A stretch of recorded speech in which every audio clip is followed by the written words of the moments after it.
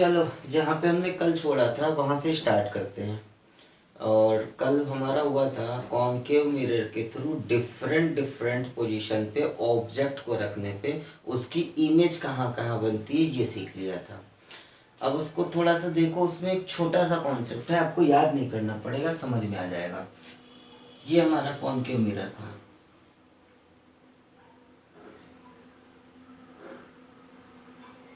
और यहाँ पे प्रिंसिपल एक्सिस थी, ये कुछ सेंटर ऑफ कर्वेचर था और ये कुछ आपका फोकस था। हम यहाँ पे लिख देते हैं लोकेशन की, ऑब्जेक्ट कहाँ रखना था और इसकी इमेज कहाँ बन रही थी, ये लिख दिया हमने। ठीक है, ऑब्जेक्ट को पहले इनफाइनाइट पे रखा था, इमेज कहाँ बनी थी, फोकस पे। फिर ऑब्जेक्ट को हमने इनफाइनाइट और सी के बीच में प्लेस किया, इमेज कहाँ बनी थी, सी और एफ के बीच में। फिर ऑब्जेक्ट को हमने सी पे रखा था, इमेज कहाँ पे बनी थी, सी पे। फिर ऑब्जेक्ट को हमने सी और एफ के बीच में रखा, इमेज कहाँ बन गई, सी और इनफाइनाइट के बीच में। फिर ऑब्जेक्ट को प्लेस किया एफ पे, इमेज बनी इनफाइनाइट पे। ऑब्जेक्ट को प्लेस किया एफ और पी के बीच में, इमेज बन गई बिहाइंड द मिरर।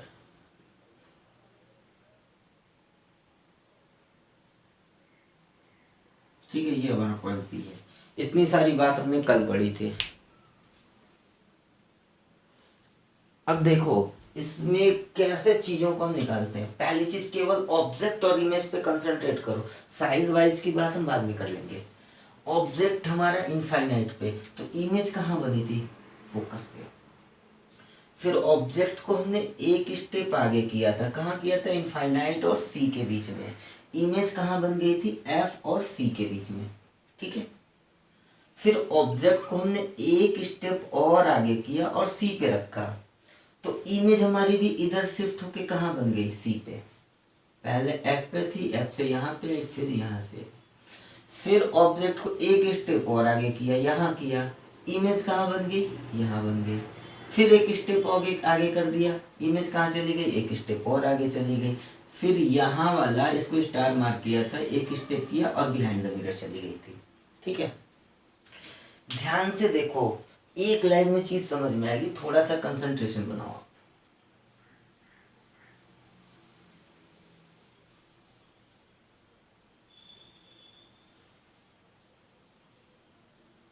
देखो, ऑब्जेक्ट को इनफाइनाइट पे रखा, इमेज यहाँ पे बन गई। ऑब्जेक्ट को हमने थोड़ा सा आगे इधर शिफ्ट किया, इमेज हमारी थोड़ी सी इधर आ गई। फिर हमने और आगे शिफ्ट किया, इमेज और आगे चली गई। और आगे शिफ्ट किया और आगे गई, यहाँ पे किया फोकस पे, इनफाइनाइट पे चली गई। मतलब ऑब्जेक्ट को, ये चीज आपके समझ में आ गई होगी। अगर आप इधर शिफ्ट कर रहे हो तो ये आपकी जो इमेज है ये इधर की तरफ शिफ्ट हो रही है। ठीक, इतनी बात आपको अच्छे से आ गई होगी। अब हम स्टेशन बना लेते हैं। स्टेशन नंबर 1 क्या है हमारा, इनफाइनाइट है। स्टेशन नंबर 2 क्या है हमारा, सेंटर ऑफ कर्वेचर है। स्टेशन नंबर 3 क्या है हमारा, फोकस है। ठीक है, देखो कैसे होगा। अगर ऑब्जेक्ट स्टेशन नंबर 1 पे है, मतलब इनफाइनाइट पे है, तो इमेज हमारी स्टेशन नंबर 3 पे है, फोकस पे। ऑब्जेक्ट हमारा स्टेशन 1 और 2 के बीच में आ गया, मतलब इनफाइनाइट और सेंटर ऑफ कर्वेचर के बीच में आ गया, तो इमेज भी तो इधर 2 स्टेशन के बीच में होगी। अब वो दोनों स्टेशन कौन से हैं, 2 और 3, तो इमेज कहाँ चली गई, सेंटर ऑफ कर्वेचर और सी के बीच में।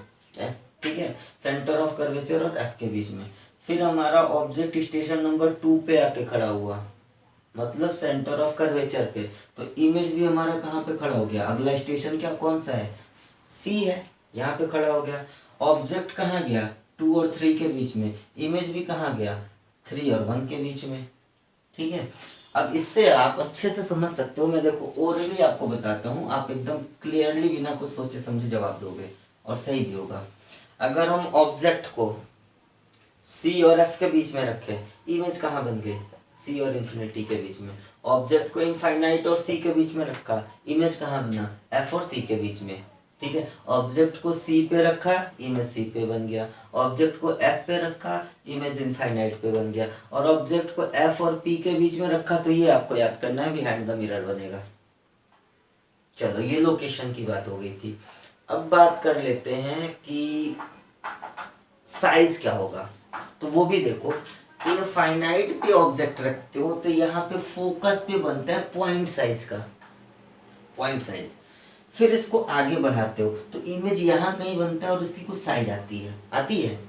ऑब्जेक्ट को आप सी पे रखते हो तो आपने कल पढ़ा था कि जितना बड़ा ऑब्जेक्ट होगा उतना बड़ा इमेज बनेगा, मतलब साइज क्या हो गई, बढ़ गई। ऑब्जेक्ट को आपने यहाँ किया, इमेज की साइज बिगर देन ऑब्जेक्ट हो गई।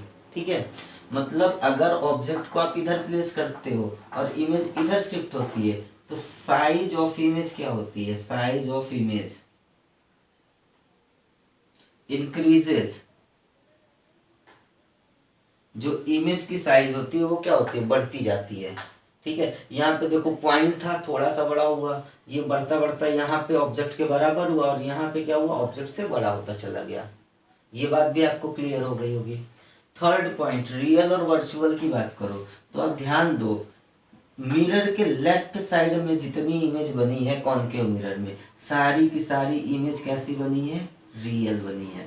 मिरर के बिहाइंड जो इमेज बनी है वो कैसी बनी है, वर्चुअल बनी है। ठीक है, मिरर के लेफ्ट साइड में जितनी इमेज बनी है वो वास्तविक बनी है और इसके पीछे जितनी इमेज बनी है वो कैसी बनी है, आभासी। और कल आपने पढ़ा था रियल होगा तो कैसा होगा, इन्वर्टेड।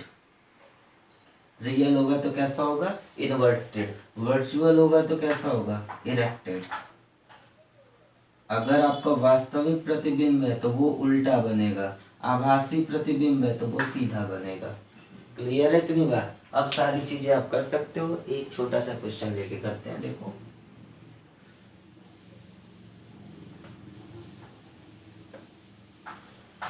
क्वेश्चन आपसे ये बोल रहा है, सी है एफ है, क्वेश्चन आपसे बोला है कि ऑब्जेक्ट को आप प्लेस करो कहाँ पे, सी और एफ के बीच में।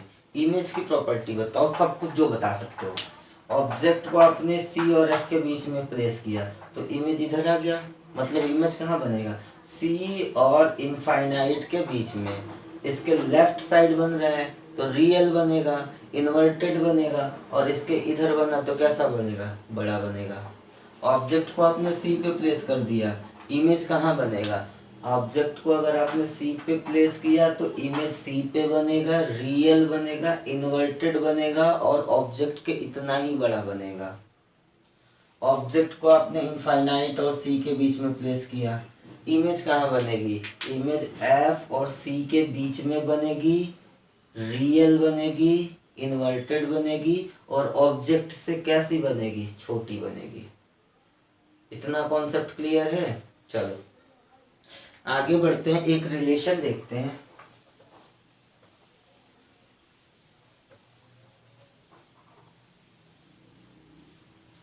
रिलेशन हमारा है relation between radius of curvature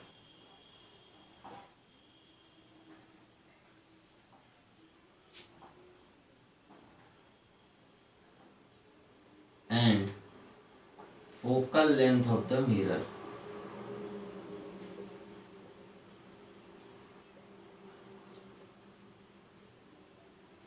ठीक है, वक्रता केंद्र दर्पण की वक्रता केंद्र और फोकस दूरी के बीच संबंध।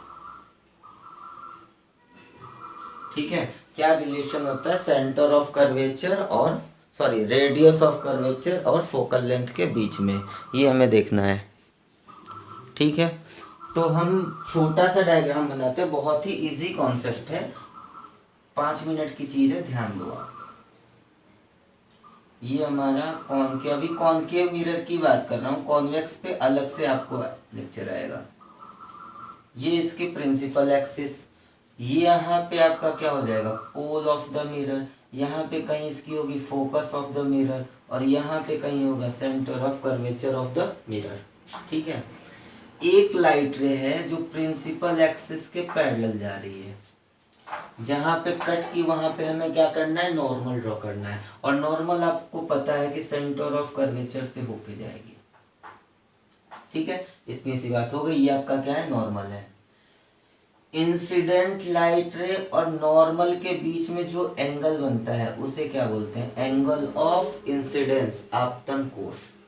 ठीक है, जितने एंगल पे आई उतने एंगल पे जाएगी, और ये कहाँ से होके जाती है, फोकस से। तो ये आपका हो गया एंगल ऑफ रिफ्लेक्शन, परावर्तन कोण। ठीक है, ध्यान से देखो, तो एक यहाँ पे से हमने एक पॉइंट ले लिया ओ, एक स्टेटमेंट ये है, by law of reflection, by law of reflection, law of reflection क्या कहता है, angle of incidence equal to angle of reflection. मतलब क्या मिल गया आपको, angle i equal to angle r मिल गया।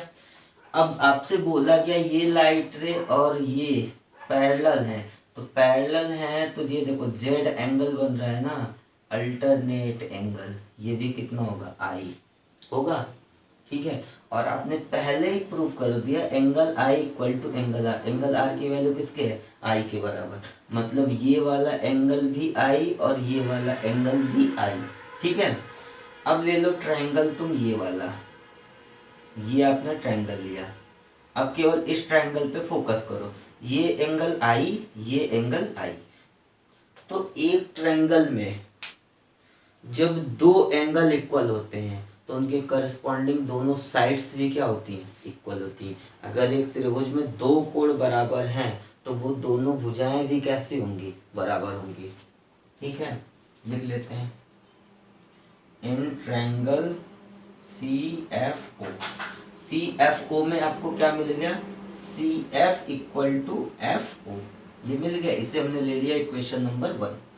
ठीक है, कुछ नहीं किया यार, लॉ ऑफ रिफ्लेक्शन यूज किया, ये एंगल ये एंगल ये एंगल तीनों बराबर हैं, तो इन दोनों एंगल को लेके हमने ये साइड इक्वल बना दी।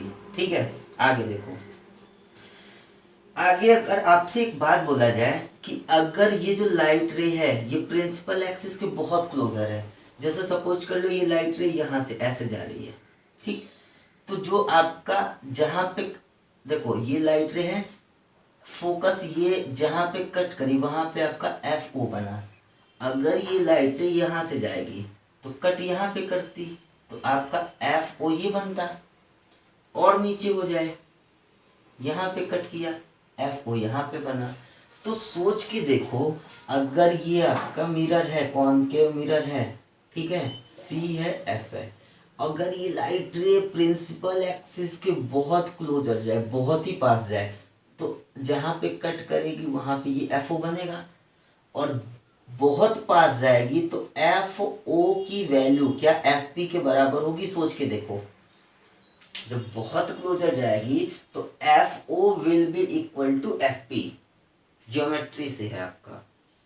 ठीक है, तो एक स्टेटमेंट यहां पे लिखते हैं, if light ray is very close to principal axis, अगर जो आपकी प्रकाश की किरण है वो मुख्य अक्ष के बहुत ही पास है, तो then F O will be equal to F P. ये आपका इक्वेशन नंबर 2 हो गया। इन दोनों को आप नोट करिए।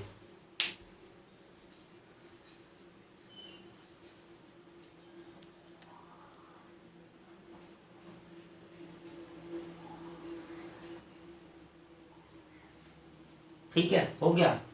चलो आगे बढ़ते हैं। आगे का काम क्या है आपका, फ्रॉम इक्वेशन 1 एंड इक्वेशन 2, समीकरण 1 और समीकरण 2 से। ठीक है, पहले चारों चीजें लिखते हैं, C F equal to F O, और एफ ओ किसके बराबर है, equal to F P. C F आपका क्या है, सी एफ ये एफ ओ ये और एफ पी ए, आप इन दोनों को उठा लो। यहाँ से आपको मिल क्या गया भाई, c F equal to F p मिला, c F equal to F P. ये अगर ये वाली चीज x है तो ये वाली चीज भी कितनी है, x के बराबर है। ठीक है, और आपको एक चीज बताया था कि सेंटर ऑफ कर्वेचर से पोल के बीच की जो डिस्टेंस होगी उसे आप क्या बोलोगे, रेडियस ऑफ कर्वेचर।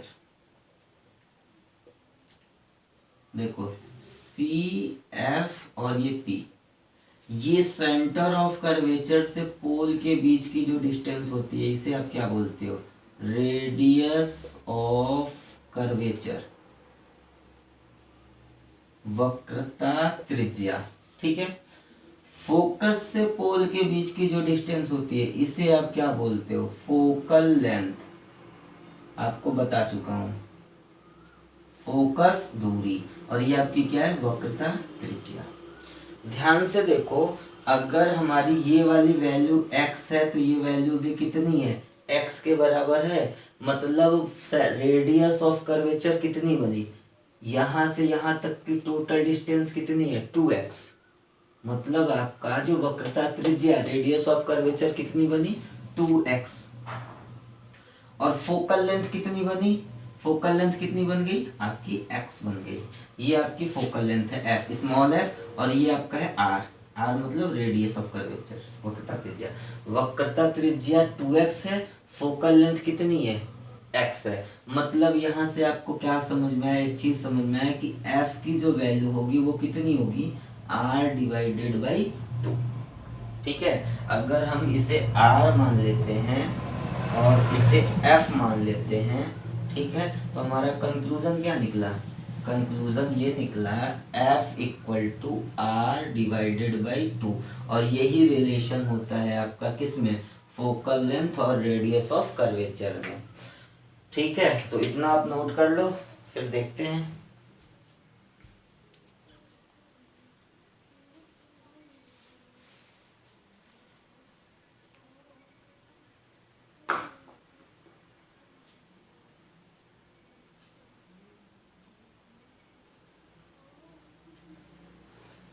चलो नोट हो गया। अब सिंपल आपसे क्वेश्चन बोला जाए, और हाँ ये जो है ये कॉन्वेक्स मिरर और कॉनकेव मिरर दोनों के लिए वैलिड है। ठीक है, जितने सारे फॉर्मूले आप कॉन्वेक्स के लिए पढ़ोगे सेम फॉर्मूले आप कॉनकेव के लिए पढ़ोगे। तो फॉर्मूले को, वेरिएशन को लेकर आपको टेंशन में नहीं आना है, जस्ट रिलैक्स रहो, बेसिक कॉन्सेप्ट सीखो और एक अच्छे लेवल की क्वेश्चन की प्रैक्टिस करो आप। ठीक है, आप नॉर्मली पहले एनसीईआरटी लगा लो, एनसीईआरटी के बाद जो आपके लिए सबसे अच्छे लेवल की बुक है आप उसे ट्राई करो। ठीक है, आप 10 क्वेश्चन सॉल्व करते हो, स्टार्टिंग में 4 करोगे, 5 करोगे, कोई दिक्कत नहीं, बाद में चीज़ें बढ़ती जाएंगी। ठीक है, तो आप कभी भी प्रैक्टिस करो तो अपना बेस्ट दो। अब जैसे इससे रिलेटेड एक क्वेश्चन पूछा गया कि एक कॉनकेव मिरर है और उसकी रेडियस ऑफ कर्वेचर 10 सेंटीमीटर है, तो उसकी फोकल लेंथ बताइए। रेडियस ऑफ कर्वेचर कितनी है, 10 सेंटीमीटर, तो फोकल लेंथ कितनी हो गई, 5 सेंटीमीटर। आपसे बोला गया एक कॉन्वेक्स मिरर है, उसकी फोकल लेंथ 15 सेंटीमीटर है, तो रेडियस ऑफ कर्वेचर बताओ। अगर इसकी फोकल लेंथ 15 सेंटीमीटर है तो रेडियस ऑफ कर्वेचर कितनी हो जाएगी, 30 सेंटीमीटर। मतलब स्टेटमेंट आपको ये याद रखना है कि जो फोकल लेंथ होती है मिरर की वो रेडियस ऑफ कर्वेचर की आधी होती है। अगर रेडियस ऑफ कर्वेचर दिया है, फोकल लेंथ बतानी है तो आप आधी कर दो। फोकल लेंथ दिया है, रेडियस ऑफ कर्वेचर बतानी है, डबल कर दो आप सीधे। अगर किसी मिरर की फोकल लेंथ 10 सेंटीमीटर है तो उसकी रेडियस ऑफ कर्वेचर कितनी होगी, 20 सेंटीमीटर। किसी लेंस नहीं, मिरर की बात हो रही है। किसी मिरर की फोकल लेंथ 25 सेंटीमीटर है, रेडियस ऑफ कर्वेचर कितना होगा, 50 सेंटीमीटर। किसी मिरर का रेडियस ऑफ कर्वेचर 20 सेंटीमीटर है, फोकल लेंथ कितनी होगी, 10 सेंटीमीटर। तो आई थिंक ये कॉन्सेप्ट आपका क्लियर हो गया होगा। नेक्स्ट क्लास में आप करोगे मिरर फॉर्मूला, बहुत इंपॉर्टेंट है। नेक्स्ट क्लास में आपको करना है मिरर फॉर्मूला, और मिरर फॉर्मूला करने के बाद से ही आपकी क्वेश्चंस स्टार्ट हो जाते हैं। तो आपसे यही उम्मीद रहेगी कि अभी तक जितना पढ़ा है आप उसको सॉलिड तरीके से तैयार कर लो, फिर मिरर फॉर्मूले पे आएंगे। ये आपके बोर्ड पॉइंट ऑफ व्यू से बहुत इंपॉर्टेंट चीज है, कहीं ना कहीं से घुमा फिरा के इससे क्वेश्चन आने ही आने हैं आपके। तो आप इसके लिए प्रिपेयर हो, नेक्स्ट क्लास में ये करेंगे, उसके पहले सारी चीजें आप पढ़ लो और अच्छे से क्लियर कर लो।